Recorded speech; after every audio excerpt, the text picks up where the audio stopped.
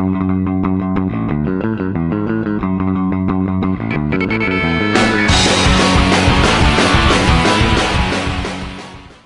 everyone, welcome back to Immediate Movie Reactions. I am here sort of after seeing Your Monster, and in the sake of full transparency, because I am honest to a fault, I do have to say that I saw this movie last night. I did record a video, and then I got home, I edited it, and then I deleted it. So I am here redoing it. I'm not going to spend a whole lot of time.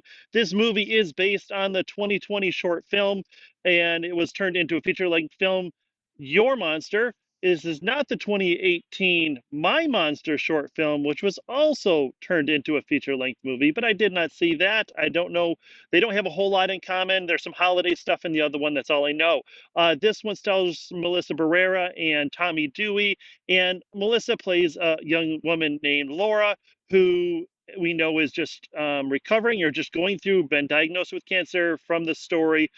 She's been going through it for about a year. The only reason that that really matters at all is because A, that means 2 days in a row I saw movies about a woman with cancer, which seems really strange. And B, or two, um, that is the premise for Jacob, her boyfriend, leaving her because he needs time to himself. He is a director, has written a Broadway play, musical, and she was set to star in it. But now that they've broken up, she's not going to be able to be in the play. And she's kind of a I don't know, poor man's version of Zoe Deschanel in New Girl, because she goes back home and she did a lot of melodramatic crying and trying to move on with her life. And why did he leave me? And like nothing to do with, hey, I'm going through cancer and I need to deal with this and I need to get healthy and all of that. Instead, she spends the movie trying to kind of get back with Jacob, even though he's clearly a dick. And the entire thing, she also has a best friend who was just the fucking worst. She's horrible, but basically, as she's moping around her mother's house, and I believe it's in New Jersey, um, there's some banging in the house, and it turns out there's a monster. There's a monster in the house, and then it's sort of a drop dead Fred situation where there's this imaginary friend, and they kind of allude to her having this creature when she was a child because there was a kid in a closet where they're doing 7 minutes in heaven or whatever who pushed her and then the monster tried to eat him or whatever. I don't know. It doesn't really matter or make a whole lot of sense because even though they bill this as an anti-romance, what ends up happening, as you can probably tell, is that she falls in love with the monster. They live together for unknown amount of weeks as she's recovering, but she's also trying to get back into the musical. And I would say, one of the issues that I had is that I did maybe want a little more exploration of what was going on with her and how was she going to go on with her life instead of just going right back to get into the musical. I wanted to say that perhaps, this movie does a good job of illustrating how easily we can move on when we know people are depressed or in trauma or just feeling shitty, and how we can ignore that because that's what all of her quote unquote friends do. Everyone else is just moving on. No one seems to ever really address that she has a major medical issue going on, especially like in her conversations with the monster, where she should be talking about how she's feeling about and whether she's worried if she's going to survive, whether her mother is going to come help, anything like that. None of that happens in this movie.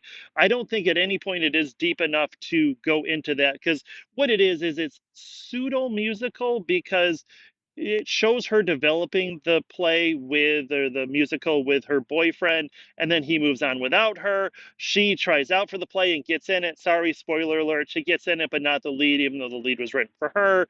And then it starts to basically say that this is a Beauty and the Beast or maybe even a Phantom of the Opera situation where this creature is a real live living thing. They have sex, right?